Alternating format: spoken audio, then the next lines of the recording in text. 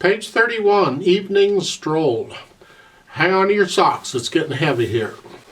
If you're lost, or you're getting lost, or you're struggling with this, I would encourage you, please go back to the beginning of the book and go through it again, because it's only going to get worse. This book travels very quickly, and you want to make sure you're understanding and getting all of this. So if you're having trouble playing these pieces, you have a lot of hesitations, a lot of wrong notes, a lot of glitches, go back through and start the book again. It should be done more than once anyway. Having said all that, let's go talk about Evening Stroll and all that stuff on page 30 that they're introducing you to. The top of page 30, they're showing you a new hand position for C major. So those ugly looking chords, let's talk about those. You know, a C chord, we've covered that already. It's 3 notes with C on the bottom, and it's every other note. Here, C chord.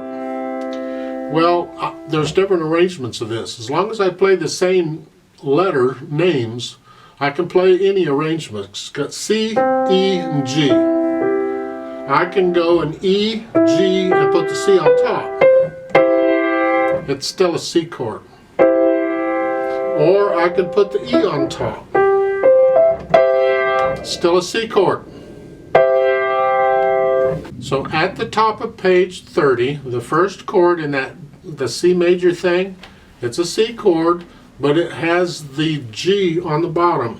So you play the C, E, G, but the G is going to be on the bottom. So it's G, it's here, and here. And they're showing you on the staff, you can play this C chord anywhere. Still a C chord. But they're showing you specifically a place on the keyboard they want you to play it, and that's where these notes are. We've already talked about ledger lines, so hopefully you can figure out these notes, because you're not sure, you simply count up to the note. For instance, the bottom note is a G.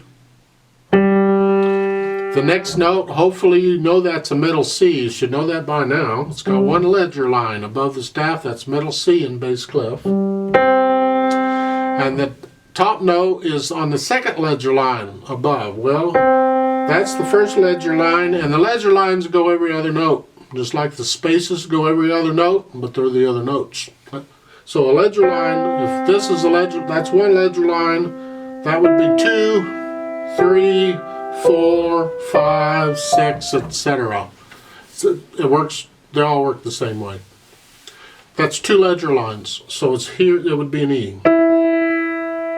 So that chord is right here. And that's how that works. Just memorize that. Right now, they just want you to memorize that chord. Should do it in both hands, really. We'll stick with what they're doing. The 2nd chord they're showing you is an F major chord. We've had an F chord before. Remember, it's a chord, every other note built on F. F is the bottom note. So it's F, A, and C. You can play it in any arrangement. You just need to play those notes, F, A, C. Well, if I take the F and put it on top, that's an arrangement, or I can put the A on top. Doesn't matter, it's all an F chord. The arrangement they're showing in the music is you have an A on the bottom, then the next note, the middle note, you see that, is middle C, and then the top note is right above the 2nd ledger line. Well, we've already talked about the 2nd ledger line. It was an E. So the space above it is going to be an F. Remember, the ledger lines is every other note? Well, then the spaces are the other notes. And that's what it is. So it's an F. So the chord is this. It's an F chord. Just memorize it. Then the 3rd chord is that G7 chord. We've had G7 before. See, we've had these chords before, but they're different arrangement. Because first the C was here, and then the F was here. Well, now the C's up here, and the F is here. Now G7. G7 was here, but now look at it. Look at those notes. So you got a G, a B, and the top note, well, you just had it in the other chord, the 2nd chord, it's in the space above the second ledger line. One ledger line is C, two ledger lines is an E, so the space is an F. It's an F. So you have a G, a B, and an F. They're the same notes we played in the G7 chord. A G, a B, and an F. It's the same chord. They just rearranged the notes. Big deal. So these are the chords, and you're going to need these chords in Evening Stroll because you'll see them. And you think, that's ugly, look at all these chords, yuck. Well, the idea is you'll learn to recognize the patterns. You'll say, oh, the first one's a C chord, I can do that. And they'll have other arrangements of the same chords, and you'll learn to recognize them. It's really not that bad. You just got to plow through it and work with it, practice. So look at Evening Stroll. At the beginning, in the left hand, we have these chords. You're starting with that C chord. Then you got the G7 chord, next measure. So forget that counting, forget all that. Just work on the notes right now. In the third measure, now we have the F chord. Now I suggest, rather than fingering that F chord, 5, 3, 1, I suggest you do a 4, 2, 1. Because you're not moving your hand around as much. The little finger doesn't have to do it all. So, and I'm going to suggest some other fingering changes. I do from time to time. I suggest other fingerings and you can experiment. Just take a pencil and write in the fingerings lightly in the music that I suggest to you, and then you can figure out which way you really want to go. I think the fingering I'm suggesting to you works a little more easily and better than what they're suggesting. It doesn't make one fingering wrong. It just means there's more than one way to finger things on a piano, most of the time. So, again, the first chord in the piece is here, the C chord. Next measure, the next chord is the G7 chord. You see where my hand is? All I'm going to do is use the 2 and 4 fingers to play the F chord in the third measure. I think that's easier.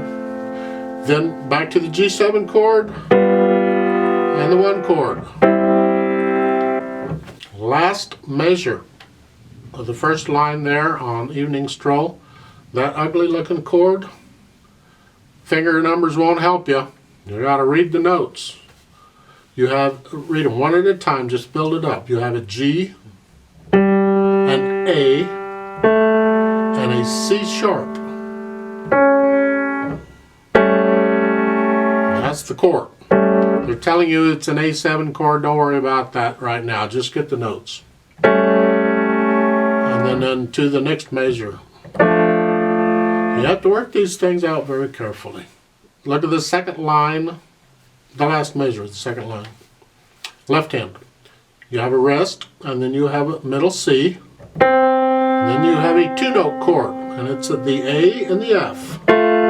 It's like an F chord, but you're not playing the C. You just played the C, so it's like so.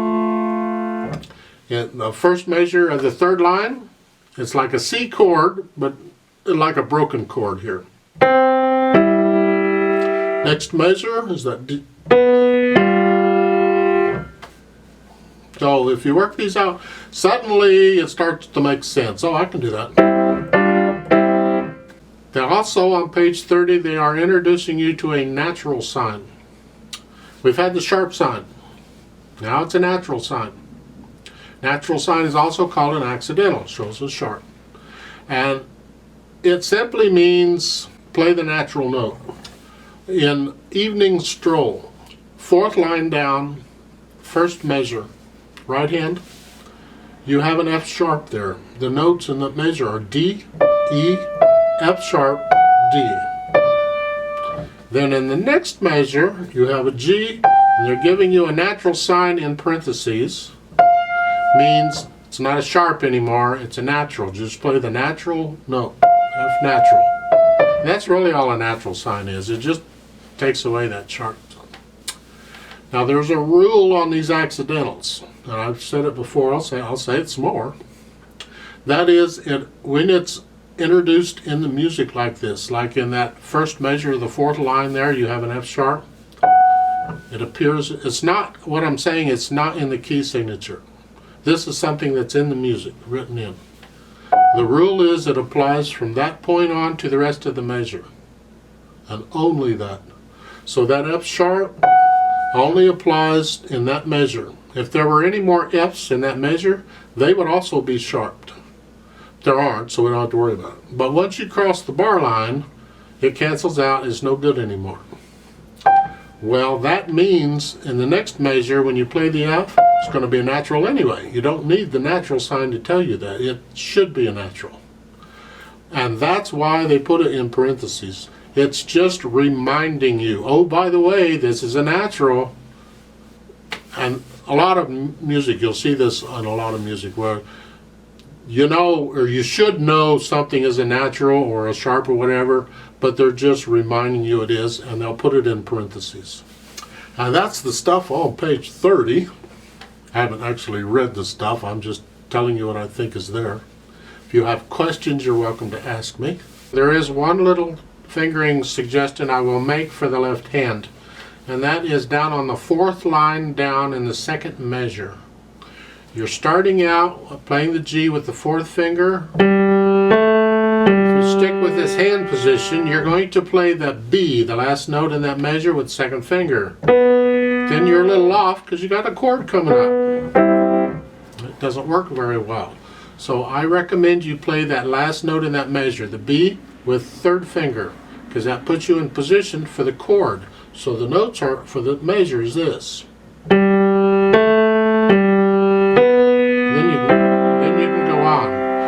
So you can put a little 3 there under the B. So you do it that way if you want.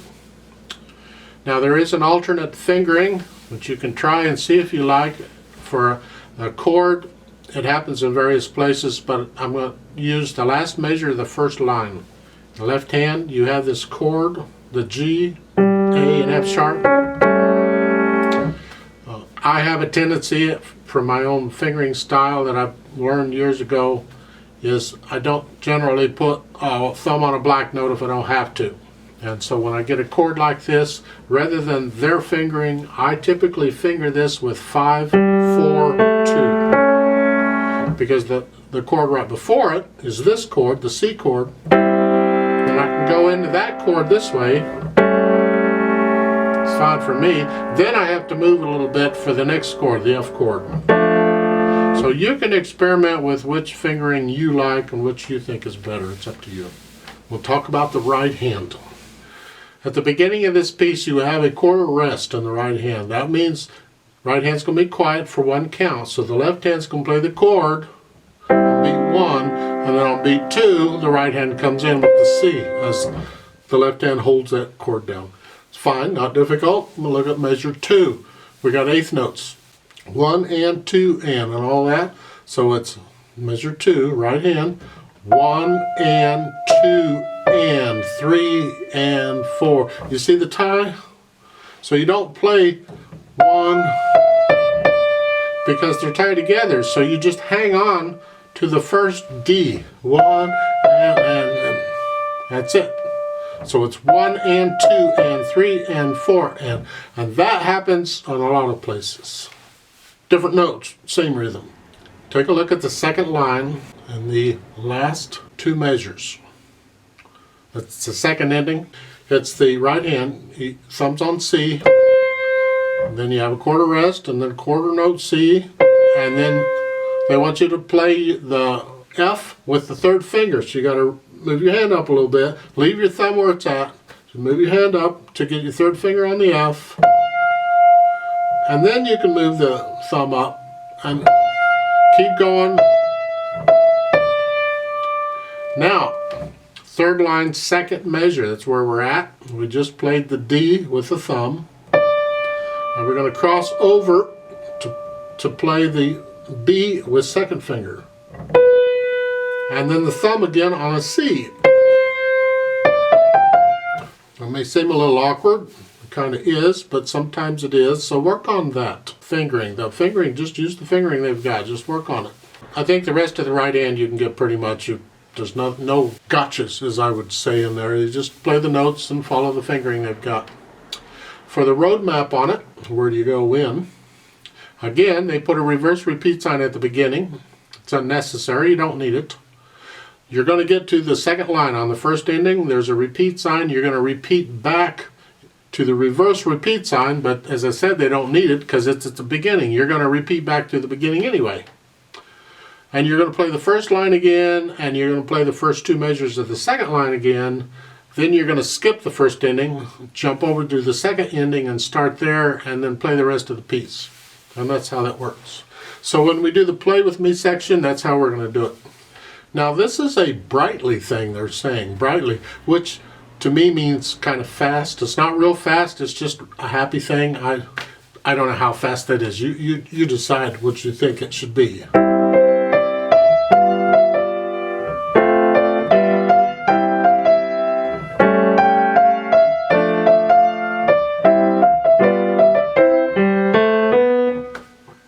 Just play it in a happy type mood. Try and be happy. The idea is you feel it. If you can feel happy, you'll play happy. It's up to you. I don't see. But we're going to go super slow because we want to check the notes and we want to check the rhythm. Let's try this out. I'll give us 4 counts since it's in 4/4 time. This is in the key of C major because there are no sharps or flats in the key signature. There's no sharp showing on there? No? Okay. So the left hand's starting here. Right hand starting here. Here we go. 1, 2, ready, go. 3,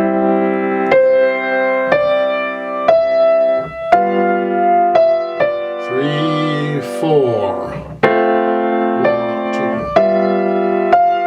1 and 2 and 3 and 4 and.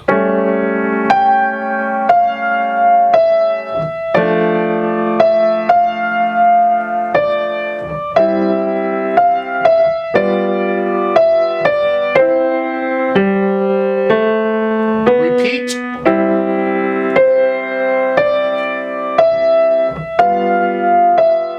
3, 4.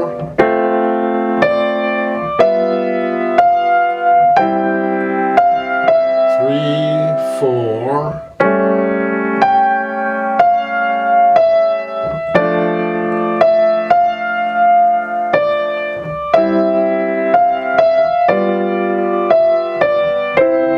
2, rest.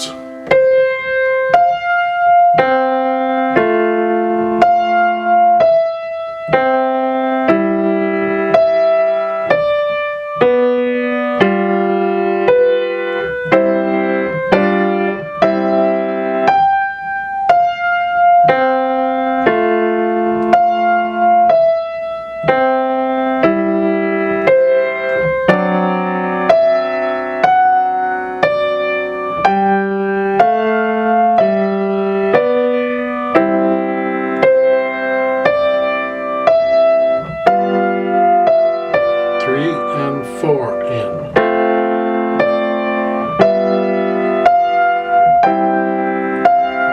3 and 4 in.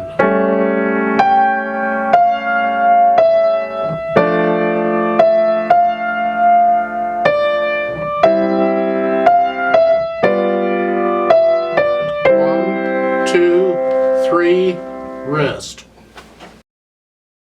I'll play a little bit of it and give you an idea, I think, of what it sounds like, what I think it might sound like. It's up to you how you play, how fast you play it or whatever. But eventually, if you decide to learn this piece, this is how you might play it.